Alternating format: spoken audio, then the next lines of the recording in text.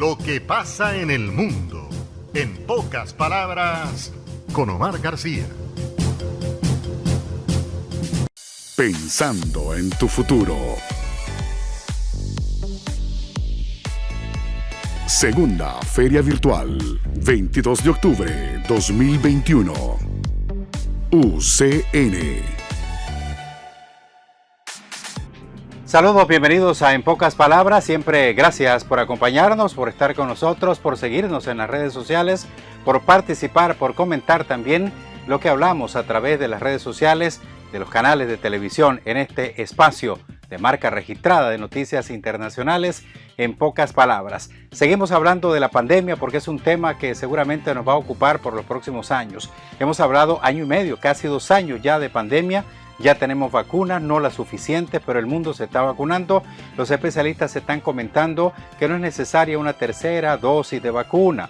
Esa tercera dosis que usted se va a aplicar la necesita alguien que ni siquiera se ha puesto una. Eso es lo que dicen los especialistas. Ahora, ¿cómo han sufrido los niños en esta pandemia? De acuerdo con las estadísticas, con los datos de los organismos internacionales, más de 250,000 niños en condiciones muy bajas, en países de ingresos muy bajos, murieron en el 2020 debido al impacto económico. O sea, uno puede llevar registros de los muertos por la pandemia, pero los niños que mueren por falta de asistencia, por falta de alimentación, es terrible. Entonces los niños están siendo muy afectados. Recuerden que también hemos estado hablando en estos programas del efecto que tiene el encierro. No literalmente, sino el hecho de no ir al colegio, por ejemplo, de recibir clases a distancia, de no reunirse en el recreo con los demás niños, eso también afecta. Y por eso es que los gobiernos están apurándose, ayudando a los países que no tienen todavía suficiente vacuna para que no siga causando ese efecto social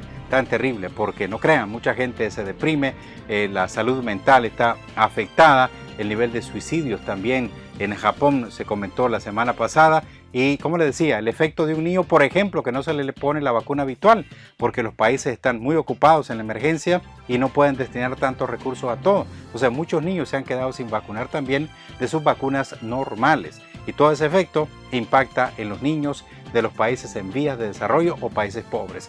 Boris Johnson se reunió recientemente con Joe Biden allá en Washington y luego obviamente con la vicepresidenta y demás autoridades. El equipo de Boris Johnson, cuando regresaron allá al Reino Unido, dijeron que la visita fue un triunfo y que demuestra que Gran Bretaña puede prosperar en el escenario mundial después de su salida el año pasado de la Unión Europea. Dice Boris Johnson que llegó a mejorar la alianza entre Estados Unidos y Gran Bretaña, se fue en tren y cuando llegó a la Casa Blanca le dijo: te quieren bastante, te conocen bastante.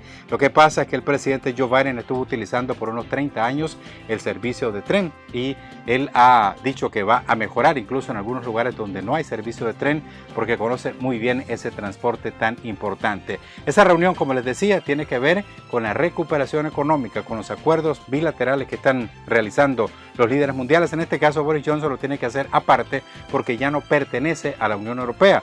Recuerden la crisis de combustible causada por la falta de conductores y también el desabastecimiento de la carne por falta de especialistas en los mataderos. Todo eso tiene que ver porque ya no es tan fácil conseguir mano de obra del resto de países europeos. Con esto vamos a cerrar. Muchas gracias como siempre por acompañarnos, por estar con nosotros en Pocas Palabras.